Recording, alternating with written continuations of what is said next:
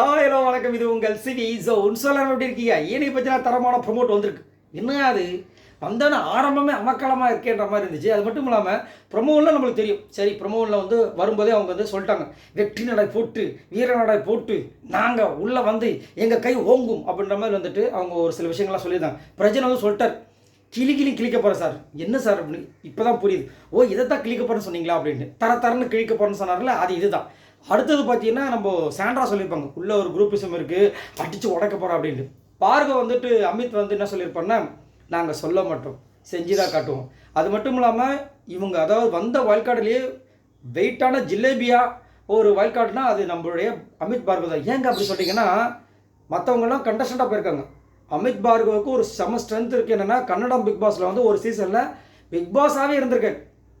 எவ்வளோ பெரிய விஷயம் பாருங்கள். ஸோ இது வந்து அவருக்கு ஒரு பயங்கரமான ஒரு எக்ஸ்பீரியன்ஸு ப்ளஸ் வந்துட்டு ஒரு பெரிய பவர். அப்போது வந்து அவங்க என்ன பண்ணுவாங்கன்றது தெரியும், என்ன பண்ணால் என்ன நடக்கணும். ஏன்னா எல்லாத்தையும் பார்த்தவர், யார் யார் என்ன பண்ணுறாங்க எல்லாத்தையும் கரைச்சி குடித்தவர். 106 நாள் உள்ளே இருந்திருப்பாங்கன்னா அப்போ எவ்வளோ பெரிய விஷயம். ஸோ கண்டிப்பாக வந்து அமித் பார்கவ் மேலே ஒரு பெரிய எக்ஸ்பெக்டேஷன்ஸ் இருக்குது. திவ்யா கணேஷன் சொல்லியிருப்பாங்க, நாங்கள் ஒரு சில பேருக்கு பாடம் எடுக்க வேண்டியது இருக்குது. யாரா அப்படின்னு யோசிச்சு பார்த்தா திவ்யா கணேஷுக்கு கமருதீனுக்கு ஒரு கனெக்ஷன் கொடுக்குறாங்க. அவங்க 2 பேரும் ஒரு சீரியலில் வந்து ஹீரோ ஹீரோயின் நடிச்சிருக்காங்க. ஓ, அப்போ இன்றைக்கி ஒரு சம்பவம் இருக்குன்னு நினச்சோம், ப்ரமோட்டில் வந்து கொடுத்துட்டாங்க. பிக் பாஸ் வந்து ஒரு அரிய ஒரு பவரை கொடுக்குறாரு. இந்த பவர் நான் உங்களுக்கு கொடுக்குறேன், இதை வச்சு நீங்கள் இந்த பிக் பாஸ் விட்டு என்ன வேணாலும் படிக்கிங்க, அதை கிளிப்பீங்களோ கொளுத்துவீங்களோ என்ன வேணால் படிக்கிங்க அப்படின் போது அவங்க போய் கேட்குறாங்க, எங்ககிட்ட ஒரே ஒரு கேள்வி தாங்க இருக்குது, அந்த கேள்விக்கு நீங்கள் பதில் சொல்கிறதில்ல, எழுதி கொடுக்கணும், அதை நாங்கள் அப்புறமா என்ன செய்கிறோன்றதை நீங்கள் பார்ப்பீங்கன்ற மாதிரி சொல்லும்போது, சரி கேள்வியை கேளுங்க அப்படின்னா, நீங்கள் என்னத்துக்கு இந்த பிக் பாஸ் சீசன் 9க்கு ஒரு கண்டஸ்டண்ட்டாக வந்திருக்கீங்க. அம்மா எல்லாருமே எழுதி கதையாக எழுதுறாங்க. எனக்கு தெரிஞ்சு விஜய் பார்வதி தமிழ் நடையில் எழுதுவாங்கன்னு நினச்சி அதே மாதிரி எழுதிட்டாங்க. கமருதீன் என்ன பதில் சொல்ல எனக்கு ஒரே குழப்பம் பதட்டமாக இருக்குது.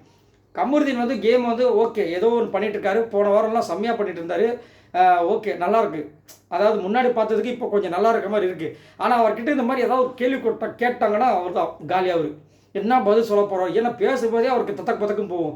இதில் இது வேறு என்ன ஆக போகுது தெரியல. இதில் இன்னொரு காமெடி இருக்குது, ஒரு சில பேர் அடிஷ்னல் ஷீட்லாம் வாங்குவாங்க. விக்கல் சீக்கிரமெல்லாம் வந்து எனக்கு தெரிஞ்சு நாங்கள் இந்த பிக் பாஸ் வீட்டில் ஸ்டேஜ் பர்ஃபார்மராக வரணும், அதுக்கப்புறம் வந்து என்னோடய சேனலை வந்து ப்ரொமோட் பண்ணுறதுக்காக வந்து அப்படிலாம் எழுதுவார் போல இருக்குது. ஆர்ஆராக என்ன சொல்லுவாங்கன்னு தெரியல, பார்ப்போம் அவங்க என்ன எழுதியிருக்காங்கன்ட்டு. ஆனால் இங்கே வந்து ப்ரொமோட்டில் வச்சு செய்கிறாங்க, செதுக்குறாங்க. ரொம்ப ரூடாக நடந்துக்காதீங்க அப்படின்றாங்க அவங்க அரோரா.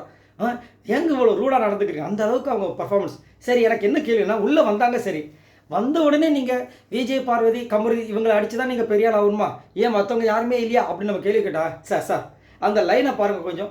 ஃபஸ்ட்டில் விஜய் பார்வதி, 2வது பிரவீன், 3வது கமருதி.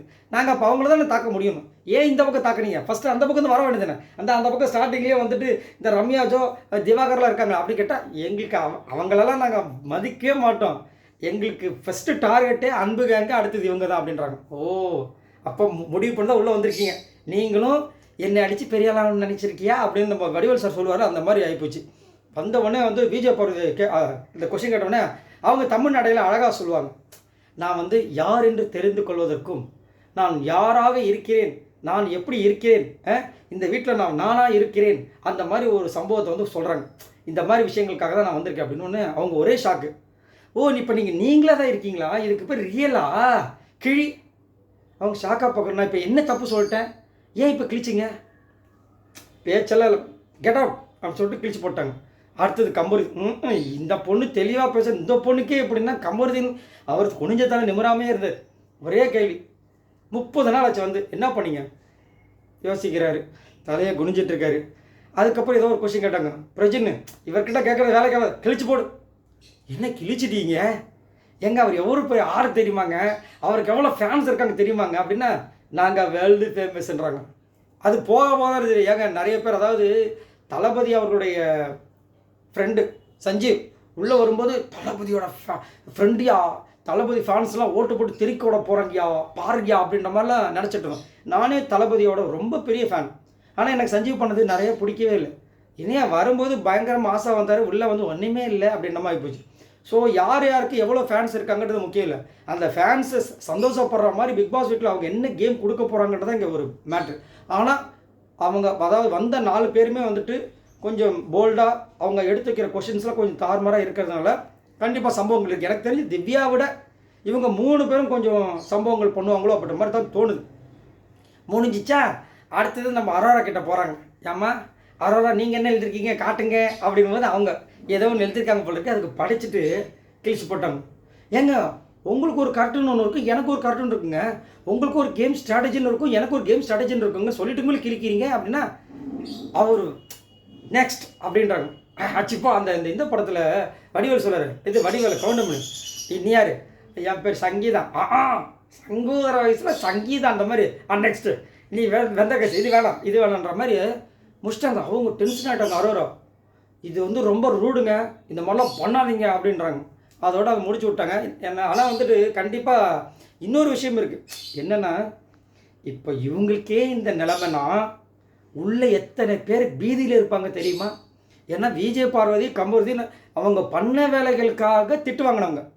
சரிங்களா? நேற்று ஏதோ நல்ல விஷயம்னு சொல்லிட்டு கமருதீன் வாங்கியிருக்காரு. பண்ண வேலைகளுக்காக வேலையே பண்ணாமல் மிச்சர் சாப்பிட்றவங்க உள்ளே இருக்காங்க.